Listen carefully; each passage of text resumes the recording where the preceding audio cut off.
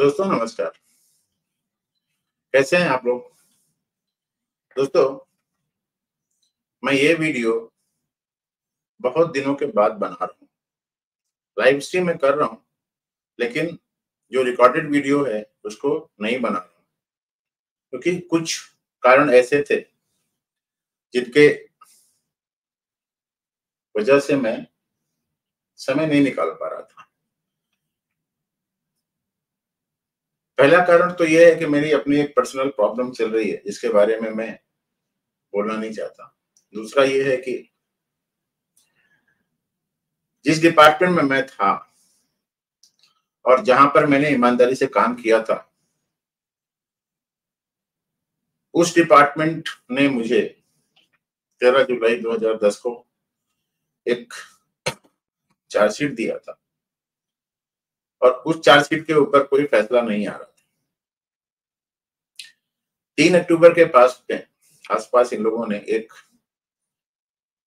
मेरे को पत्र भेजा, जिसमें इन्होंने यूपीएससी की एडवाइस लगाई थी और उसके ऊपर मेरे कमेंट मांगे थे। तो उस यूपीएससी एडवाइस में मेरी 100% पेंशन और ग्रेच्युटी कट के पास कर रहे हैं, और उसका जवाब देने के लिए मैं जो तैयारी कर रहा था, उसलिए भी मैं थोड़ा सा बिजी था। तीसरा सबसे बड़ा कारण था कि मेरी सबसे बड़ी बहन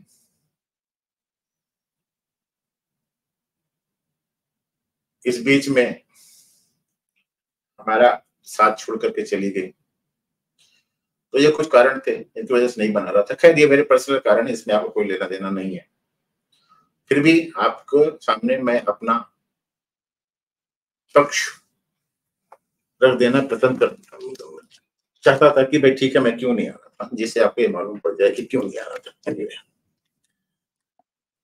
हर एक आदमी की जिंदगी में कुछ ना कुछ होता रहता है, सबको ऊंच नीच देखना पड़ता है, तो ऊंच नीच हम भी देख रहे हैं।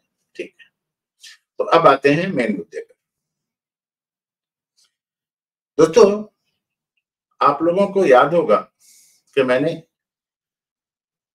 लिकर पॉलिसी के ऊपर जो दिल्ली सरकार ने 2021 में लागू की थी और सितंबर 2022 में उसको वापस ले लिया था, जब लेफ्टिनेंट गवर्नर दिल्ली ने सीबीआई को यह केस सौंप दिया। इसके बारे में मैंने कोई वीडियो नहीं बनाया। एक्चुअली मेरा वीडियो ना बनाने का उद्देश्य ये नहीं था कि मैं आप लोगों के साथ में इस बारे में डिस्कस नहीं करना चाह रहा था, लेकिन मैं एक ऐसे धूर्त आदमी जिसको अरविंद केजरीवाल बोलते हैं, उसके इंपॉर्टेंस देना नहीं चाह रहा था। ये आदमी अपने आप को आईआईटी खड़गपुर से पढ़ा लिखा बोलता है और उसके बाद में ये बोलता है मैं इनकम टैक्स कमिश्नर था, जबकि ये इनकम टैक्स में एडिशनल कमिश्नर, ज्वाइंट कमिश्नर होगा। मतलब ये यूपीएससी की परीक्षा में ना आईएएस बन पाया, ना आईपीएस बन पाया, ना फॉरेन सर्विस में जा पाया, ना रेवेन्यू सर्विस में जा पाया। ये इनकम टैक्स में था और उसके बाद में इसने करप्शन, एंटी करप्शन के नाम पर देश विदेश के काफी लोगों को बेवकूफ बनाया और फिर बाद में 2013 के आसपास में एक पार्टी बनाई जिसका नाम आम आदमी पार्टी है, और उसके बाद में दिल्ली में इलेक्शन जीता। अब दिल्ली में इलेक्शन क्यों जीता? क्योंकि दिल्ली में 15 साल से करीब वहां पर शीला दीक्षित थी, और शीला दीक्षित कोई भी, मतलब अगर कांग्रेस की कोई मुख्यमंत्री होगी या ये होगी, तो वहां पर कुछ ना कुछ करप्शन तो होना ही है, क्योंकि कांग्रेस पार्टी मतलब करप्शन। शीला दीक्षित से लोग उब गए थे। बीजेपी की जो लीडरशिप है वो इतनी ऑर्गेनाइज थी नहीं। 99 में आप लोगों को याद होगा, 99 में जब वहां पर बीजेपी की गवर्नमेंट थी, उस समय 3 मुख्यमंत्री चेंज हुए थे। पहले मदन लाल खुराना थे, उसके बाद में साहब सिंह वर्मा आए, उसके बाद में सुषमा स्वराज आई। बीजेपी तो अपने आप एक अजीब सा कुनबा था। तो बीजेपी के लोग जानते थे कि ये लोग जब आएंगे तो 5 साल के अंदर 3-4 मुख्यमंत्री चेंज कर देंगे, इसलिए बीजेपी को वोट नहीं दिया। तो उनको एक नई पार्टी, नया एक आदमी मिला था, उन्होंने उस पार्टी को वोट दे दिया। अब जब ये जीता इलेक्शन, तो इसने कांग्रेस की सपोर्ट से पहले गवर्नमेंट बनाई। बाद में कांग्रेस जैसा करती है, कांग्रेस ने अपना सपोर्ट विड्रॉ कर लिया और उसके बाद में फिर वहां पर पहले राष्ट्रपति शासन रहा, उसके बाद फिर से इलेक्शन हुआ, उसके बाद फिर जीत गया। तो ये आदमी थम्पिंग मेजॉरिटी से जीता। मेरे ख्याल में उस समय पहले वाले जो इलेक्शन हुए थे उस समय इसको कुछ 67 सीट्स मिली थी, 3 सीटें बीजेपी को मिली थी, कांग्रेस 0 थी। दोबारा से जब इलेक्शन हुए तो इसको शायद 63 सीट मिली और उसके बाद में 7 सीटें जो हैं बीजेपी को मिली। तो ये अपने आप को एक म्युनिसिपैलिटी का मेयर टाइप था, लेकिन ये अपने आप को पूरे देश का नेता समझता था, ये अपने आप को प्रधानमंत्री से नीचे समझता नहीं था। कोरोना काल में जिस समय देश में हाहाकार मचा हुआ था, लोग बागों की जाने जा रही थी, उस समय इसने लिकर पॉलिसी बनवाई जिससे कि इसके पार्टी फंड में कुछ पैसा आए।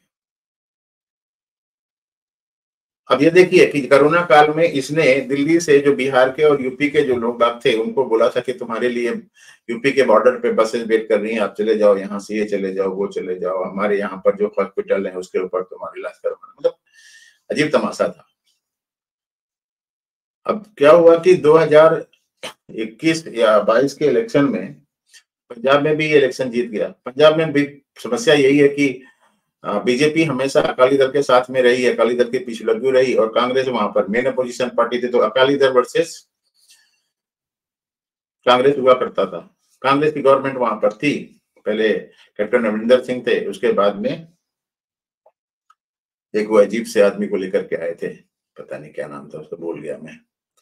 तो कांग्रेस को जब उनको हराना ही था और अकाली दल के करप्शन के चक्कर में उनको वोट देना नहीं था, तो उन लोगों ने आम आदमी पार्टी को वोट दे दिया और आम आदमी पार्टी वहां पे आउट ऑफ 117 मेरे ख्याल में 93 या 97 को सीटें लेकर के वहां पर है। अब इस आदमी के अंदर घमंड सवार हो गया और कोरोना काल में इसने लिकर पॉलिसी में पैसा कमाने के चक्कर में, क्योंकि आगे जो इलेक्शन आने वाले थे गोवा के और गुजरात के, ये उसमें उसको पैसा चाहिए था, तो ये अपने पैसा कहां से कमाएगा, जहां पर दारू होगी उसी में पैसा कमाएगा। तो इसने मनीष सिसोदिया को बोला होगा। अच्छा हाँ, यह भी बता देना चाहता हूँ कि ये आदमी कभी भी कोई मंत्रालय अपने साथ में रखता है। ये एक ऐसा मुख्यमंत्री है पूरे हिंदुस्तान में जो अपने पास में कोई मंत्रालय नहीं रखता, क्योंकि ये इतना श्रूड है, इसको मालूम है कि किसी मंत्रालय का मैंने अपने हाथ में ले लिया तो उसकी फाइल मुझे साइन करना पड़ेगा। अब इसने जो भी इसके बड़े बड़े जो इसके जिनको समझता था कि ये इसको कॉम्पिटिटर बनेंगे, इसको थोड़ा सा चैलेंज करेंगे, उनको सबको निकाल दिया था और मूर्खों को अपने साथ में रखा हुआ था। जैसे वो संजय सिंह है, जिसके बारे में कहा जाता है कि वो सुल्तानपुर में क्या करता था क्या नहीं करता था, वो एक अलग बात है। मनीष सिसोदिया जो अपने आप को पत्रकार कहते हैं, पता नहीं कौन सी पत्रकारिता कर रहे थे, एनडीटीवी में कोई पत्रकारिता करता है, उसको मैं पत्रकार समझता नहीं। पहली बात तो यह, मैं पत्रकार का पेशे को पत्रकार मतलब वो समझता नहीं। ये पत्रकार लोग कुछ भी हैं, ये लोग ना पढ़े लिखे होते हैं, ना इनको बेसिक नॉलेज होती, कुछ भी नहीं होती, लेकिन ये अखबारों में लिखते हैं और इनका नाम चमकता है, उस चक्कर में लोग आगे इनकी पूजा करते हैं। मैं पत्रकारों को पत्रकार नहीं समझता। ये लोग बड़े बड़े बिजनेस हाउसेस के नौकर होते हैं और जो बिजनेस हाउसेस चाहता है उसी तरीके से काम करते हैं। मैंने 60-70 साल की जिंदगी में कम से कम 50 साल या 50 साल से बहुत क्लोज पत्रकारिता के लोगों को देखा है और बड़े बड़े लोगों को देखा है, चाहे उसमें वो सरदार जी रहे हों, खुशवंत सिंह, कुलदीप नायर, या मतलब I don't subscribe to any पत्रकार। ये सब दलाल होते हैं जो इनको जिस तरीके से चाहते। पहले तो क्या था, जब से सोशल मीडिया नहीं था उस समय ये लोग जो भी लिख देते थे वही करते थे, काफी इन्फ्लुएंस भी करते थे, अपना काम करवा लेते थे, अपने लिए फ्लैट या जमीन वमीन भी बुकवा लिया करते थे। 10 साल में जिस समय मनमोहन सिंह उस समय क्या हुआ क्या नहीं हुआ, खैर। तो मनीष सिसोदिया जी एक्साइज मिनिस्टर थे, उनसे इनसे पॉलिसी बनवाई, साउथ लॉबी को हेल्प किया, गोवा में गुजरात में पैसे खर्चा किए। 2022 में जब लेफ्टिनेंट गवर्नर ने सीबीआई को केस हैंडओवर किया तो उसमें पहले कुछ प्राइवेट लोगों की गिरफ्तारी हुई। अच्छा, यहाँ पर यह बता दूं कि जिनको भी ये मंत्री बनाता है वो ज्यादातर लोग वो जेल में चले जाते हैं। वो कोई तंवर था वो जेल में गया, सोमनाथ भारती था वो जेल में गया, उसके बाद में फिर सत्येंद्र जैन जो वहां का क्या बोलते हैं हेल्थ मिनिस्टर था वो जेल में गया, उसके बाद मनीष सिसोदिया साहब को सीबीआई ने फरवरी 2023 में उठा लिया और मनीष सिसोदिया साहब जेल में गए। बाद में ईडी ने भी उनके ऊपर केस दर्ज किया और मनीष सिसोदिया तब से जेल में है। मनीष सिसोदिया ने काफी बेल के लिए कोशिश किया। पहले तो वो जो उनका एमपी एमएलए कोर्ट है वहां पर वो बेल लेने के लिए गए होंगे। उनको तो नॉर्मल कोर्ट्स में वहां पर जब बेल नहीं मिली तो हाई कोर्ट में गए। हाई कोर्ट से भी उनको जब जूते पड़े तब वो सुप्रीम कोर्ट में गए। अब सुप्रीम कोर्ट ने उनकी बेल के ऊपर काफी लंबी सुनवाई की। जस्टिस संजीव खन्ना और जस्टिस एस.वी. भाटी ने काफी लंबी सुनवाई की और बाद में जजमेंट जो है उन्होंने रिजर्व कर दिया था। और जजमेंट रिजर्व करने के बाद में आज उन्होंने फैसला दिया है और उस फैसले में उन्होंने बोला है कि सिसोदिया को हम बेल नहीं दे सकते। ठीक है, सिसोदिया को हम बेल नहीं दे सकते। अब ये जो जजमेंट है, जजमेंट आ गया है। मैं जजमेंट आपके सामने शेयर कर देता हूं, देखेंगे कैसे होता है। देखें,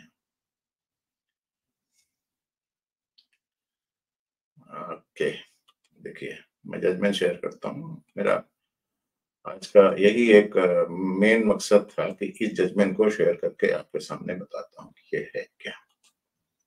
देखिए, दिखाई दे रहा होगा आप लोगों को, ये है सुप्रीम कोर्ट में Manish Sisodia appellate versus CBI rising award of this. Sanjeev Khanna ने खुद जजमेंट लिखा है। ये 41 पेजेस का जजमेंट है और इसको rule of law mean that law applies equally to all citizen and institution including the state. Rule of law require an equal right to access to justice for the marginalized. The rule also mandate objective and fair treatment to all. Thirdly, rule of law is a check on arbitrary use of power. It secure legitimate exercise of power for public good.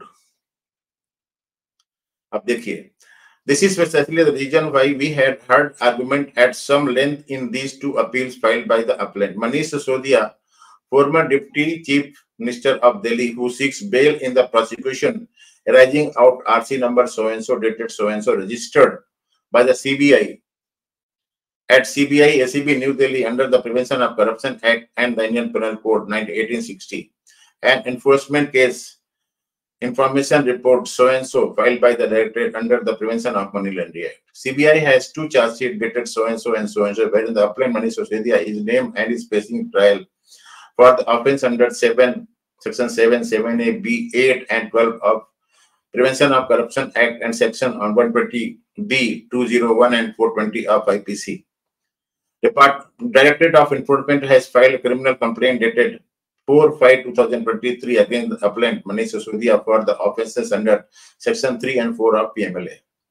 The number of legal issues and questions were raised and do arise for consideration, but we would refrain from delving into them in depth and detail. However, there is a bounded discussion in the subsequent portion of the judgment only for deciding the present appeal and the question as to whether the appellant Manish Sisodia is entitled to bail. Nevertheless, for the purpose of record, we will delineate some of them. क्या बोल रहे हैं? What is the scope and ambit of the Constitution protection under Article 74 and 163 of Constitution on the decision taken by the Council of Ministers? Whether the interpretation of Section 3, the act process of generation of the attempt of generate the proceed of crime falls within the ambit of expression, assist, acquisition, possession, or use under so and so. If the answer is affirmative, what are the legal consequences as per the Constitution of India under the Code of CRPC, IPC, and the General Clause Act? Whether a person can be prosecuted under the Penal Act only when there is material to show that he has indulged or assisted in any activity, process, or money laundering, albeit on activity process different and separate from the scheduled offence. whether an accused who allegedly has committed the scheduled offense can be prosecuted under the PMLA when the alleged crime accused and the beneficiary of the process of crime, a Jewish person, is not arraigned as an accused in the criminal complaint filed by. देखिए, supreme court ने अपनी hearing के time में बोला था कि जब party को फायदा हुआ है, आम आदमी पार्टी को फायदा हुआ है, और जिसको आप लोगों ने कंप्लेंट में अक्यूज नहीं बनाया है, तो फिर जो मनीष सिसोदिया है, जो एप्लीकेंट है, उसको क्यों रगड़ रहे हो? इसके बारे में ये बोल रहे हैं. Whether section 45 and 50 should be read down in view of the constitutional scheme and mandate of Article 20 of Constitution. On behalf of the appellant Manish Sisodia, the following submission have been made. The appellant Manish Sisodia has been in custody from 26 February 2023 in so and so, and from 9th March in ECIR. CBI submitted charge sheet on 25th April, and Directorate of Enforcement had filed the criminal complaint on 4th May. There are 294 witnesses and about 31,000 pages of document in the charge sheet filed by CBI. There are 162 witnesses and 25,000 pages of document in the prosecution complaint filed by Directorate of Enforcement. Argument and charge have been not commenced and the trial will take years. The new exercise policy was validly adopted after due deliberation by the Council of Ministers, Cabinet in larger and greater public interest. Under the old excise policy, ये बात कर रहे हैं, ठीक है, मैं इसके बारे में भी टाइम खराब नहीं करना चाहता, वो आगे चलते हैं. ये हो गया. फिर proceed of crime is the core ingredient for the offense of money laundering, which expression is required to be construed strictly as yet in Vijay Madan Lal Chaudhary and Workers Union of India, and the offense under PMLA has nothing to do with criminal subject matter of the schedule of the PMLA Act penalizes indulging in activity process relating to the proceed of the crime delivered or obtained as a result of that crime. Allegation regarding kickback of rupees 100 crore only and a portion of it being used for funding the Aam Aadmi Party for election campaign in Goa is a concocted story and supported by this. ये बोल रहे हैं, co-accused Rajesh Joshi and Gautam Malhotra have been granted bail to establish the money trail and payment of so and so, ये करके बोल रहे हैं. चलो ठीक है. Statement of co-accused or other this Raghav मंगोता हो गया, चलो मान लेते हैं. अब आगे आते हैं. विदाउट वेस्टिंग टाइम, कोर्ट क्या बोल रहा है आप लोग देख लीजिए. ये क्या है, जजमेंट कैसा है. जजमेंट मिल जाएगा आप लोगों को भी, नहीं मिलेगा तो आप मेरे को अगर कमेंट में मारेंगे तो मैं इसको बाद में यहीं पर इसके उसमें डाल दूंगा, डिस्क्रिप्शन में डाल दूंगा. इसमें देखिए ये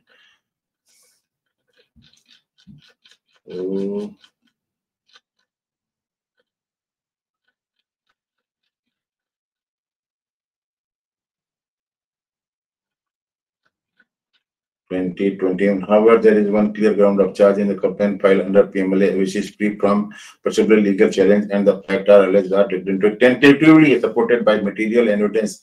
This is equally relevant for the charge sheet filed by the CBI under POC IPC. We would like to recapitulate the fact as alleged in which is stated this. यहाँ पे क्या बोल रहा है वो? In a period of about 10 months during which the new excise policy was in operation, the wholesale distributor have earned 581 crore one-time license fee collected from 14 wholesale distributors, about 70 crore under the old policy. This इसके बाद में court आगे बढ़ जा रहा है. The charge sheet under prevention of crime include offenses of this clause 7, ये बात कर रहे हैं. ये एक यूनिक केस है. ये मैं बोलता हूँ लॉ स्टूडेंट्स के लिए इट इज अ वेरी, क्या बोलते हैं, इंपॉर्टेंट जजमेंट. इसको आप लीजिए. पीएमएलए केस जिसको लड़ना है वो बहुत काम आएगा.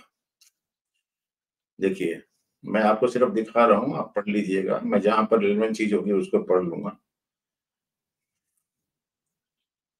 SLP number 816 of this and other, दो चीजें हैं, दोनों मतलब इन्होंने सीबीआई की और डायरेक्टरेट ऑफ एनफोर्समेंट की दोनों को वो सुना था, इन लोगों ने साथ में सुना था।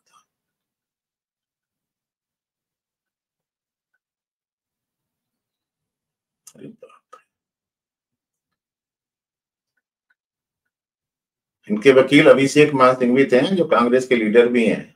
और सोचिए, कांग्रेस का और आपका जो है 36 का आंकड़ा, फिर भी ये वहां पर अपीयर होते हैं भाई। Detention or jail before being pronounced guilty of an offense should not become punishment without trial. If the trial gets protected despite assurance of the prosecution and it is clear that the case will not be decided within the foreseeable time, the prayer of bail may be meritorious. While the prosecution may pertain to an economic offense, yet it may not be proper to equate these cases with those punishable with death, imprisonment, or life. 10 years or more like offenses under the Narcotic Drugs and Psychotropic Substances, murder cases, outright dacoity, kidnapping, or ransom, etc. Neither is this case where hundreds or thousands of depositors have been defrauded.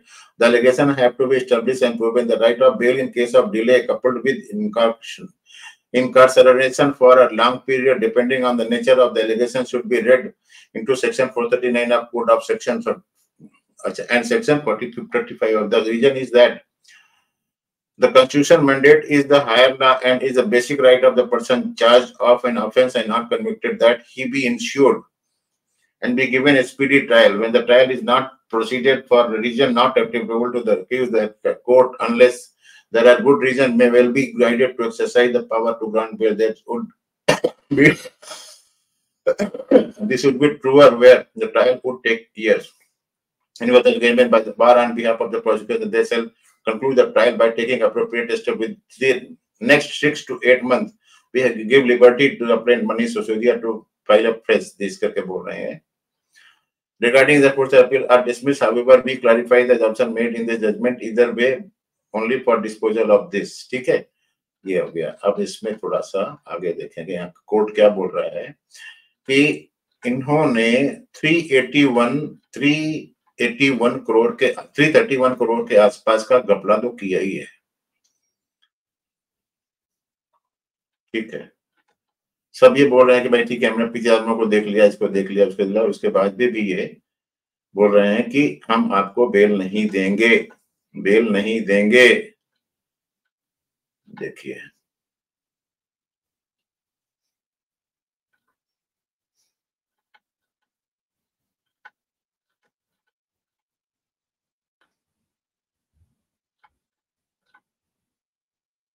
ये देखिए यहाँ पे क्या बोल रहे हैं. One of the reasons given by Manish Sisodia is to compensate the wholesaler for increased license fee from so and so. यहाँ on the other hand, the excess profit earned by the wholesaler during this period is to the tune of 338 crore. यहाँ पे बोल रहे हैं 338 crore. The charge sheet under so and so is so and so. Okay. तो अब ये है कि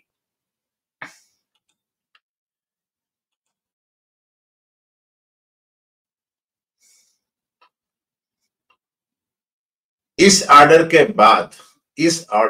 बाद मनीष सिसोदिया का फेट क्या होगा. मुझे तो लगता है मनीष सिसोदिया की दिवाली, मनीष सिसोदिया का नया साल जो भी है वो अब जेल में ही जाएगा, क्योंकि 6 से 8 महीने का टाइम दिया है.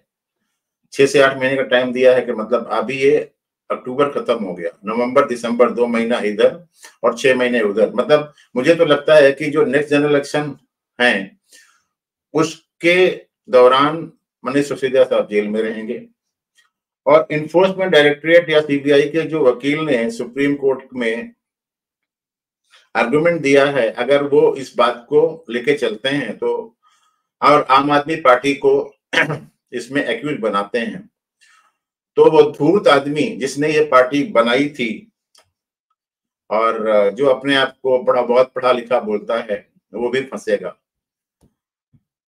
सुनते हैं कि दिल्ली में आज बहुत ज्यादा तैयारी हो रखी थी आम आदमी पार्टी के, यहाँ पे ढोल नगारे से मिठाई उठाई लेकर के किया. लेकिन अरविंद केजरीवाल अगर छूटेगा तो मनीष सिसोदिया अगर छूटेगा तो अरविंद केजरीवाल साहब वहां पर एक भाषण देंगे और बोलेंगे देखो मैंने बोला था मनीष सिसोदिया जैसे आदमी ने कुछ काम नहीं किया, फिर ये सब नरेंद्र मोदी, अमित शाह और भारतीय जनता पार्टी का खुरापात है। लेकिन एक बात तो पक्की है कि इस जजमेंट ने ये बात स्पष्ट तरीके से क्लियर कर दी है कि कोई भी एजेंसी सरकार के कहने पर नहीं काम करती है।